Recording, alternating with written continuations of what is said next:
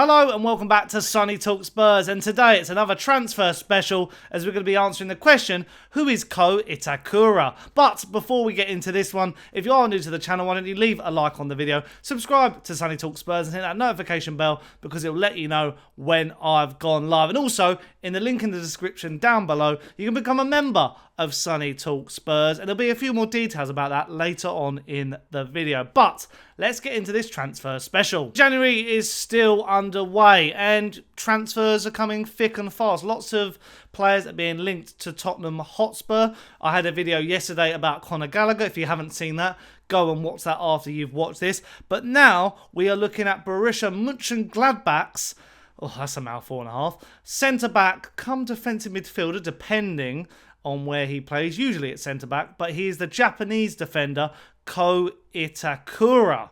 I thought that pronunciation was quite good. Let me know in the comments down below if that was spot on or not. And this news came to light from the one and only Florian Plettenberg, who, has said a lot about, he was all over the Kane saga, he was over the Timo Werner stuff as well, and Eric Dyer and Radu Dragusin. He said a lot with the Bundesliga, the German journalist. And this is what he had to say on the transfer. So he tweeted, or put on X, whatever you want to call it nowadays, news, Ko Itakura, the amount of his release clause in the summer is 10 to 15 million euros. Gladbach would like to extend his contract beyond 2026 as the 26-year-old defender is one of their key players. And Tottenham and Postecoglou are still keen on the player. So this is quite interesting news, and I believe it is quite likely to happen because that release clause for a defender in a position where, Tottenham are looking to strengthen probably even more now. They've already, we've got Christian Romero at the club, Mickey van der Ven, Radu Dragusin. We could probably do with one more defensive, centre-back type because Ben Davies might get moved on in the summer.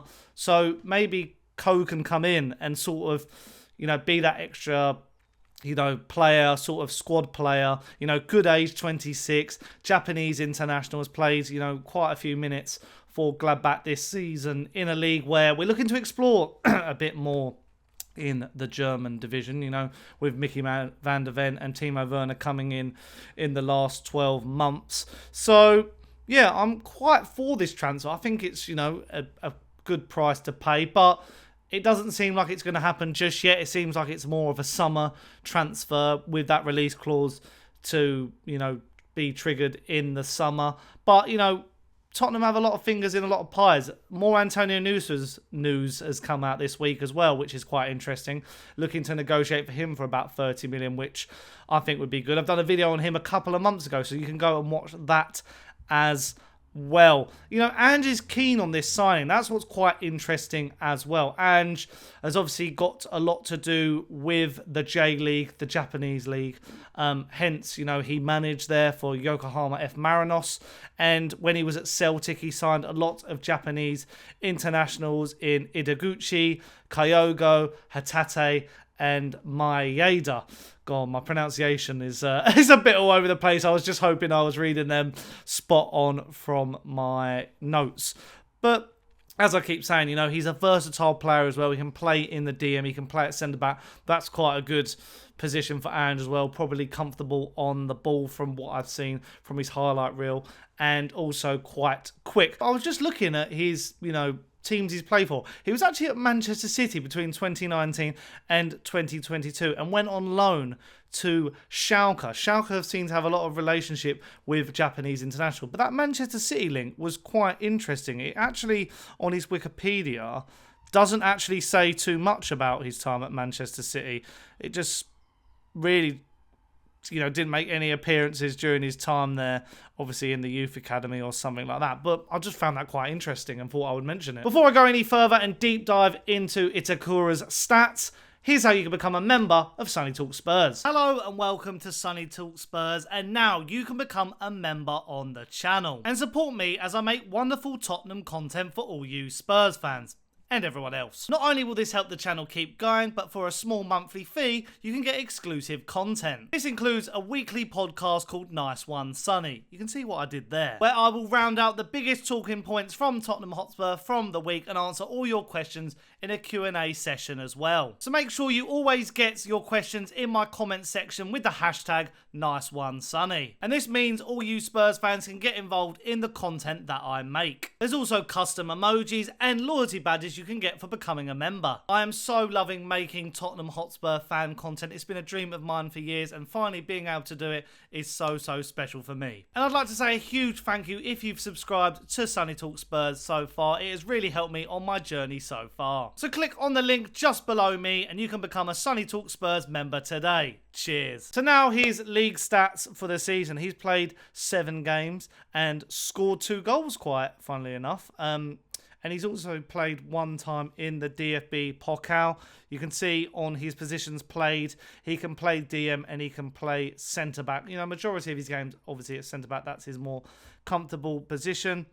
And even his stats by club, you know, lots of appearances for Groningen, then Gladbach, Schalke, and then a few other clubs listed down below as well. And even when it comes to his FB Rev stats, which, you know, I love to talk about on these style of videos, very comfortable with the ball at his feet. You know, passes attempted, he attempts 64.29 per 90, and pass completion is at a 90.4%. And he likes to carry the ball as well, has a few progressive carries and successful take-ons. And then, you know, his tackles, interceptions, and most importantly, his blocks are very good. And even the players he's been compared to, Eder Militao, Per Schurz, who is a player who comes up a lot in sort of transfer rumour mills, which is quite interesting. Tamori, you know, so that he's among some good company, including his own teammate, Elvedi. He's not played a lot of minutes for Gladbach, even though Florian Plettenberg has said that, you know, he's an important player for them and they don't want to lose him. So I find that quite interesting. And, you know, looking at the Bundesliga table, Schalke have had a mixed season. They currently sit 10th. Have conceded a lot of goals, actually, which I'm not sure if that's something to be worried about. But even as I record this, the day before this goes out, he played the whole game for Japan in the Asian Cup, and they had a 2-1 loss against Iraq. So, you know, he is a full international, and he has played a lot of games for Japan so far. But I think this is, as I keep saying, a no-brainer of a signing. It seems that, you know, when we are linked to names that, you know, we want to go for these sort of players. You know, when it comes to centre-backs, we looked at Jean-Claire Todibo, too much money. We got in Dragusin for a good fee, for a good age centre-back. And this is another one, you know, bit older, bit more mature, but can provide what Ange Postecoglou wants on the ball. We don't know what's going to happen between now and the summer, but I think this makes a lot of sense. The price is cheap. Levy will like it. Scouts have gone out and obviously seen him. And, you know, I think it's a bit of a no-brainer. So let me know in the comments down below. What do you make of this signing if Spurs are to pull it off? Is it something you would want in the centre-back position? Do you want more of a starting name? But are you happy with Romero, Van der Ven, Dragusin being, you know, the backup?